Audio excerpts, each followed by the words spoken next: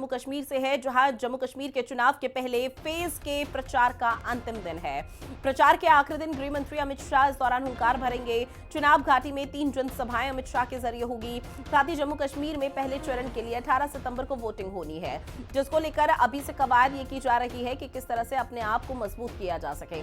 अपने जनादेश को, जनाधार को पूरे दमखम के साथ यहां पर प्रचार प्रसार बीजेपी के जरिए किया जा रहा है, क्योंकि बीजेपी अपने दम पर अकेले चुनाव लड़ रही है। जम्मू कश्मीर में कोई सहयोगी दल फिलहाल नहीं है और इसी को लेकर अब चुनाव घाटी में 3 जनसभाएं यहां पर अमित शाह के स्केड्यूल से जारी की गई है, जहां पर जम्मू कश्मीर में पहले चरण के लिए 18 सितंबर को वोटिंग होगी और अंतिम दिन प्रचार प्रसार का, जहां पर अमित शाह के जरिए न सिर्फ 370 बल्कि आतंकी जो यहां पर हमला हुआ है या फिर आतंकी गतिविधि थोड़ी बहुत कम हुई है उसका जिक्र किया जा सकता है। साथ ही लाल चौक एक समय वो हुआ करता था जहां पर लोगों की आवाजाही बेहद कम रहा करती थी, लेकिन आज पर्यटक दूर दराज से वहां पर पहुंचते हैं। इसका भी जिक्र अमित शाह के जरिए भी किया जा सकता है।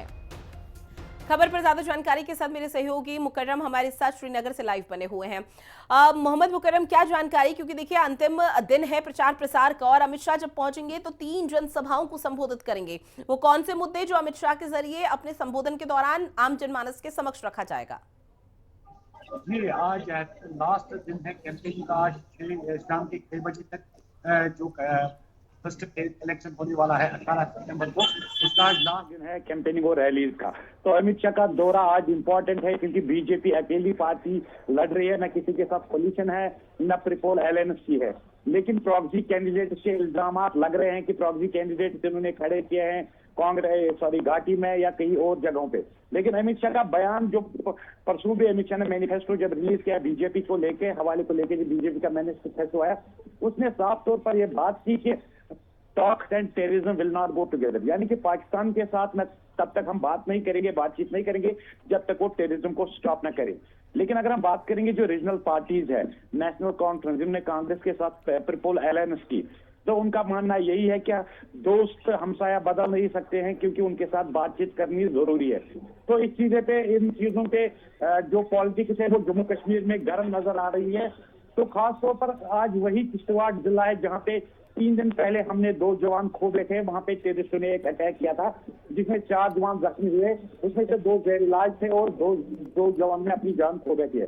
सिक्योरिटी या आर्मी या सेना पे पॉलिटिक्स करना अब देखने वाली बात होगी कि क्या वो कश्मीर या जम्मू के रीजन, खासतौर पर जम्मू में जो बीजेपी ने हर जगह अपने कैंडिडेट्स उठाए, चाहे वो चिनाब रीजन हो, चिनाब वैली हो, पीर पंजाब रेंज हो या जम्मू रीजन हो, जम्मू खिता हो, डिस्ट्रिक्ट हो, तो वहां पे बीजेपी के लिए एक पॉलिटिकल सेंटर ये बन गया है क्योंकि बीजेपी का मेन फोकस है कि वहां से कम जम्मू खिते में 30 के करीब सीटें लाए।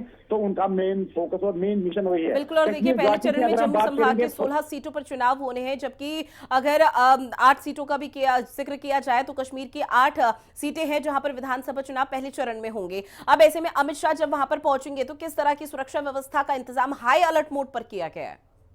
जी, जम्मू कश्मीर में ऑलरेडी सिक्योरिटी को हाई अलर्ट पे रखा गया है क्योंकि जो पीर पंजाब रेंज या पूंछ या राजौरी जो परसों भी अटैक हुआ था, टेररिस्ट और एनकाउंटर भी चल रहा था, किश्तवाड़ में भी एनकाउंटर चल रहा था। और इस हवाले को लेके जम्मू कश्मीर में चुनाव के मौसम पे ही जहां चुनाव का फेस्टिवल नजर आ रहा है, इस समय जम्मू कश्मीर में सिक्योरिटी को हाई अलर्ट पर रखा गया है क्योंकि बीच बीच में हमें देखने को मिला है घुसपैठ करने की कोशिश कर रहे हैं, वो चुनाव का फायदा उठाने की कोशिश कर रहे हैं। और साथ ही साथ बारामूला में जो सिक्योरिटी फोर्सेस को एक बहुत बड़ी कामयाबी मिली, वहां पे उन्होंने 3 टेररिस्टों को एलिमिनेट किया, खत्म किया, वो भी एक स्कूल की बिल्डिंग में, गवर्नमेंट स्कूल की बिल्डिंग में छुपे हुए थे। तो कहीं ना कहीं जो पाकिस्तान की साजिश है और पाकिस्तान यही चाह रहा है कि कहीं ये जो जम्मू कश्मीर में 10 साल के बाद इलेक्शन हो रहे हैं और लोग बढ़ चढ़ कर हिस्सा ले रहे हैं। बिल्कुल। और निश्चित तौर पर यह भी मानकर चला जा सकता है जब